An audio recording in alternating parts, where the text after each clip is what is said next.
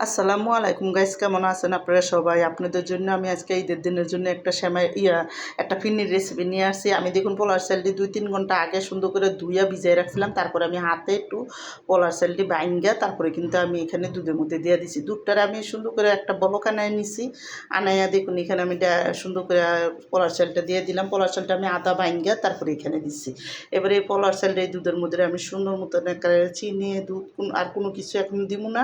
এই ইয়ার ভিতরে রান্না করে নেবো। যখন চালটা সুন্দর করে গলিয়া যাবো গা ততক্ষণ আমি এই ফিরনিটা রান্না করবো। আর চালটা যখন গলিয়া পুরো ফিরনিটা অর্ধেক মানে চালটা পুরো গলিয়া গলিয়া ফিরনিটা গাঢ় গাঢ় হয়ে আইব, তখন আমি একটা ডাল ঘুটনি দিয়া এই ইয়েটার একটু সুন্দর করে একটা কাটা দিয়ে দেবো, যাতে সুন্দর মতন গুটটা দিলে একটু চালটা আরও একটু ভালো করে বাঙবো, আদা বাঙ্গা বাঙ্গা হইব। এখানে দেখুন আমি বেশি করে কাজু বাদাম, পিস্তা বাদাম, কিশমিশ সব একসাথে দিয়ে একটু চাল একসাথে আমি ব্লেন্ডার করে তারপরে একটা গুঁড়ো গুঁড়ো করে এখানে দিয়ে দিচ্ছি।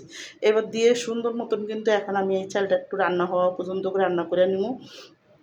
আর রান্না করে এখানে দেখুন আমি চিনি দিয়ে দেবো। একেবারে এই বড়ো গ্লাসটা দিয়ে আমি 3 গ্লাসের বেশি হবো চিনি দিয়ে দিছি এখানে সুন্দর মতন। চিনিটা দিয়ে এখন এই ফিরনিটা ভালো মতন রান্না করবো গাঢ় হওয়া পর্যন্ত। তো ফিরনিটা রান্না করতে করতে এদিকে আমি দেখুন সুন্দর মতন লাড়ার উপরেই রাখতে হইব, কারণ এই ফিরনিটা যখন মনে করেন গাঢ় হয়ে যাব তখন কিন্তু ফিরনিটা লাগিয়ে যাব নিচে। এবার চুলার আঁচটা মিডিয়ামে রেখে তারপরে কিন্তু আমি লাড়াচাড়া দিতেছি। আর এইদিকে আমি 1 কাপের বেশি হইব গুঁড়া দুধ সুন্দর করে অল্প পানি দিয়ে সুন্দর করে গুললা তারপরে কিন্তু আমি এখানে গুঁড়া দুধটা দিয়ে দিই।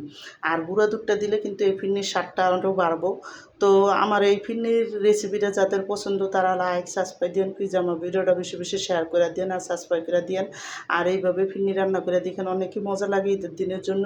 তো আমি কিন্তু দেখুন এই ফিরনি এখন বারে বারে লাড়া দিতে হইব, কারণ দেখুন পাতিল ভরে গেছে গা আর এটা গাঢ় গাঢ় হয়ে গেছে। এখন কিন্তু চুলার মধ্যে লেগে যাওয়ার ভাব থাকে। তো আমি কিন্তু এটা একটা চুলা মানে হাতের থেকে কমান যাব না, বারে বারে লাড়াই দিতে হইব। লাড়ার উপরে রাখছি আর আমি কিন্তু চুলার আঁচটা একটা মিডিয়ামে রাখছি, মানে কমায় রাখছি, নাহলে কিন্তু বলকায় পড়ে যাবো। আর আমি দেখুন এখানে বারে বারে ফিরনি লাইরা সাইরা আরও গাঢ় করে নেব, মানে আর একটু গাঢ় হইব তারপরে আমি নামাই দেবো।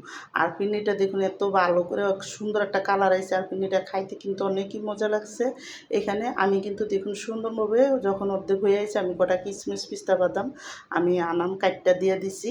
এবার দিয়ে সুন্দর মতন আর একটু ভালো করে লাড়াচাড়া দিয়ে তারপরে কিন্তু আমি ফিরনিটা রান্না হয়ে যাব।